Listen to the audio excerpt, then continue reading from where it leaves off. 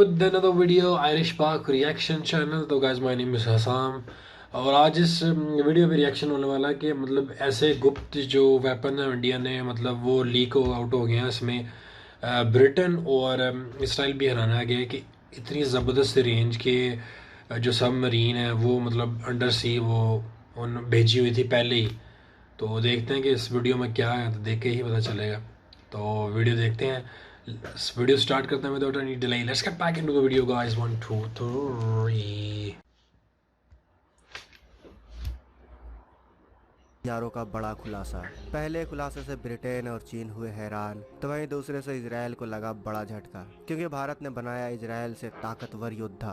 आज भारत हथियार बनाने में किसी भी ताकतवर देशों से कम नहीं है, चाहे वह रूस हो, अमेरिका हो या भारत का पड़ोसी चीन ही क्यों न हो। आज भारत के घातक हथियारों की लिस्ट देखकर बड़े से बड़ा देश हैरान हो जाते हैं। और अब भारत के 2 गुप्त हथियारों की सूचना लीक हो गई है, जिसके बारे में जानकर ब्रिटेन से लेकर इजराइल तक में खलबली मच गई है। तो आज के इस वीडियो में हम भारत के हथियारों के बारे में जानेंगे। कौन सा वही तैयार किया? बने रहे।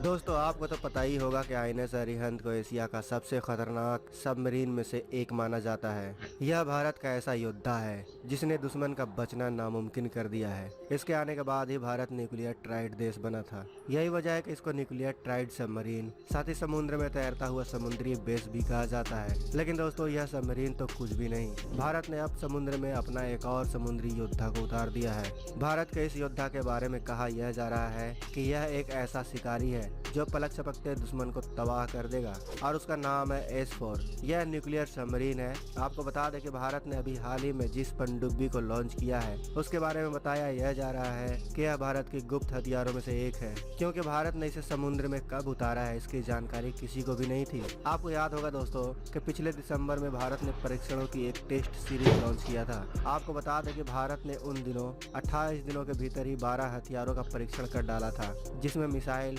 रॉकेट, सबमरीन और कुछ दूसरे हथियार भी मौजूद थे। आपको जानकर हैरानी होगी कि भले ही यह टेस्ट भारत में हो रहा था, मगर चीन और पाकिस्तान इस टेस्ट पर अपनी पैनी नजर गड़ाए बैठे थे। दरअसल दोस्तों, चीन और पाकिस्तान की बढ़ती पनडुब्बी ताकत को मुंहतोड़ जवाब देने के लिए भारत ने चुपके से अपना सबसे घातक सबमरीन S4 को समुद्र में उतार दिया है। आपको बता दें कि यह पनडुब्बी कोई ऐसी वैसी पनडुब्बी नहीं, बल्कि आईएनएस अरिहंत क्लास की तीसरी पनडुब्बी है। इस पनडुब्बी को विशाखापट्टनम स्थित गोपनीय शिप बिल्डिंग सेंटर से लॉन्च किया गया है। यह भारतीय पनडुब्बी करीब 7000 टन की है, जो अब तक बनी दोनों 7000 टन की है। अगर हम इसके खूबियों की बात करें तो S4 पनडुब्बी में 8 मिसाइल लॉन्च ट्यूब लगे हुए हैं, वही आईएनएस अरिहंत में इन मिसाइल ट्यूब की संख्या सिर्फ 4 है। S4 पनडुब्बी 8 के 4 सबमरीन लॉन्च बैलिस्टिक मिसाइल ले जा सकती है, जिसकी मारक क्षमता 3500 किलोमीटर बताई गई है। वहीं इस पर K-15 मिसाइल को भी तैनात किया जा सकता है। आपको यह भी जानना जरूरी है दोस्तों कि भारत अभी K4 मिसाइल का विकास कर रहा है और जल्द ही इसका परीक्षण भी किया जा सकता है। भारत की यह मिसाइल और पनडुब्बी पूरी तरह से तैयार हो जाने के बाद भारतीय नौसेना काफी दूर से चीन और पाकिस्तान को निशाना बना सकती है। भारत परमाणु हमला होने की सूरत में भी चीन और पाकिस्तान पर समुद्र के जरिए परमाणु बम से जवाबी हमला कर सकता है। इसको भारत के DRDO और परमाणु ऊर्जा विभाग ने मिलकर बनाया है। भारत की योजना है कि इस तरह की 4 SSBN को नौसेना में शामिल किया जाए। सिर्फ इतना ही नहीं, भारत के पास 2 और परमाणु पनडुब्बी का विकल्प रहेगा। मीडिया रिपोर्ट के मुताबिक इस पनडुब्बी में 82.5 मेगावाट का लाइट वाटर रिएक्टर लगाया गया है, जो इस पनडुब्बी को महीनों तक समुद्र की गहराई में छिपे रहने की ताकत देगा। भारत ने इसे दुनिया से छिपा कर लॉन्च किया था, लेकिन ब्रिटेन में स्थित जेन्स डिफेंस वीकली ने सैटेलाइट तस्वीरों के आधार पर भारत के तीसरे परमाणु पनडुब्बी के लॉन्च होने का खुलासा कर दिया, और इस खबर के आते ही चीन पाकिस्तान में तहलका मच गया। लेकिन दोस्तों, भारत का यह हथियार तो कुछ भी नहीं है। भारत का अगला जो हथियार है उसके बारे में जानकर इजराइल भी हैरान है। दोस्तों, DRDO अपने बहुत सारे प्रोजेक्ट को गुप्त तरीके से बना रहा है, जिसके बारे में दुनिया को कोई भी खबर नहीं है, जिसमें से एक है swordfish long range trekking radar. दोस्तों, यह रडार इतना शक्तिशाली है कि इजराइल के एडवांस रडार को टक्कर दे रहा है। इसकी तैनाती पाकिस्तान से सटे इलाके में कर दी गई है। इसका निर्माण Bharat electronic limited electronics and radar development establishment ने किया है, लेकिन इसको और शक्तिशाली बनाने के लिए अब DRDO इस पर काम करना शुरू कर चुका है। फिलहाल भारत ने पाकिस्तानी सीमा के निकट जिस रडार को तैनात किया है वो भी लॉन्ग रेंज को कवर करता है। आपको बता दें कि इस रडार का निर्माण सन 2000 के आसपास हुआ था, जबकि 2009 में इसका पहला परीक्षण किया गया था, लेकिन अब तक इसकी कोई सूचना नहीं थी। जैसे ही 2018 के बाद पाकिस्तान की ओर से आतंकवादी घुसपैठियों की वारदात बढ़ी, तब इस रडार की तैनाती की गई। 2019 में पहली बार दुनिया की नज़र इस लॉन्ग रेंज रडार पर पड़ी। इस रडार सिस्टम की भारत में पहली बार तैनाती पश्चिमी राज्यों के इर्द गिर्द की गई थी। इसे तैनात करने का मकसद साफ था, और वो मकसद था पाकिस्तानी हवाई हमलों से भारत को सुरक्षित रखना, क्योंकि इसके तैनाती से पहले भारत ने सर्जिकल स्ट्राइक करके पाकिस्तान को करारा जवाब दिया था। अगर हम इस रडार सिस्टम की क्षमता की बात करें तो यह 600 से 800 किलोमीटर की दूरी से ही चीजों को पकड़ लेता है। यह रडार सिस्टम एक साथ 200 से भी ज्यादा वस्तुओं को एक साथ पहचान लेता है। आपको जानकर हैरानी होगी कि भारत का यह रडार 2 इंच के छोटी सी भी चीज को डिटेक्ट करने में सक्षम है। अभी DRDO इसके रेंज पर काम कर रहा है और जल्द ही इसके रेंज को 1500 किलोमीटर तक बढ़ा दिया जाएगा।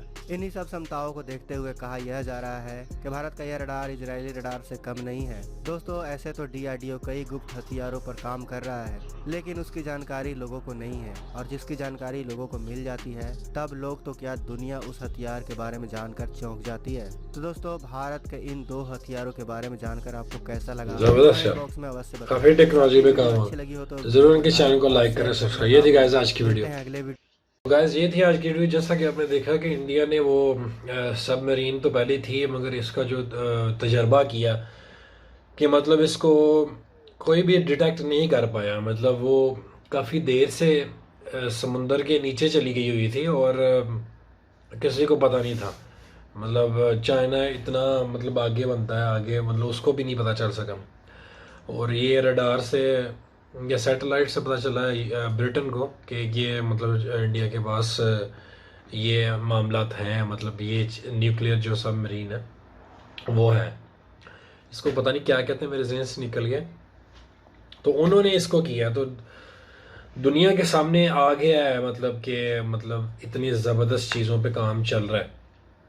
उन्होंने इस वीडियो में ये भी बोला कि और भी ऐसी 3-4 चीज़ें उस पर काम चल रहा है, तो वो सरप्राइज़ कर सकती हैं। और जो इस लेवल के जो हथियार हैं वो मतलब इसराइल के पास हैं।